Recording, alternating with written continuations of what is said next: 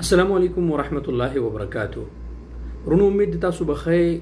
دا ویډیو د هغه ملګرو د پاره ده کم چې د فلایټ د کولاویدو په انتظار د ویډیو تاسو وګورئ پورا، او یا ویډیو زما په یوټیوب چینل باندې هم تاسو پورا کتلی شئ. ګورئ رونو، کم ملګري چې په دې وخت کې راتلل غواړي د نورو ملکونو باندې سعودي عرب ته، هغه ویکسینیټډ دي. نو زما د اندازې مطابق زما ستاسو د پاره دا یو مشوره ده، چونکې پاکستاني سفیر چې کوم دی هغه هم په دې کوشش کې دی چې یاره میټینګز مختلف اتھارټي سره هغه میټینګز کوي چې یاره فلایټ هغه د ویکسینیټډ اقامه هولډرز لپاره فلایټ اوپن شي.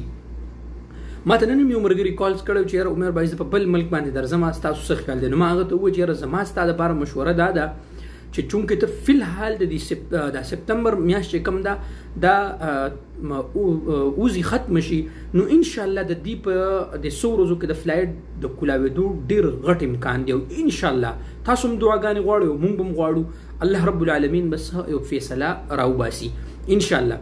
نو کوم ملګري چې په نورو لارو باندې راځي، نو زما د هغو دپاره دا یو مشوره ده ستاسو دپاره. منل ستاسو کار دی، که منئ او که نه منئ، چې تاسو یو لس ورځې صبر وکړئ، د سپتمبر د میاشت پورې صبر وکړئ. که فلایټ اوپن شو جو انشاءالله راځئ، که اوپن نشو خدا نه خاسته، نو بیا تاسو لکه بله لاره اختیار کړئ. داسې نه چې تاسو په دې 15 ورځو کې تاسو په بل ملک باندې راشئ او بیا هلته فلایټ هم اوپن شي، بیا به تاسو انتظار او د پیسو دومره خرچه او تکلیف په دې کې زیات. نو په دې وجه مشوره زما ستاسو دپاره دا درونو چې که تاسو په بل ملک باندې راځئ، نو فی الحال یو لس ورځې صبر وکړئ. تاسو انشاءالله په دې سپتمبر کې د فلایټ د کولاویدو ډېر غټ امکان دی انشاءالله، او الله رب العالمین نه به دعا هم کوو. نو کوشش وکړئ، لږ غونته کې صبر وکړئ دا لس ورځې، او انشاءالله الله رب العالمین به څه نتیجه د خیره سره راوباسي.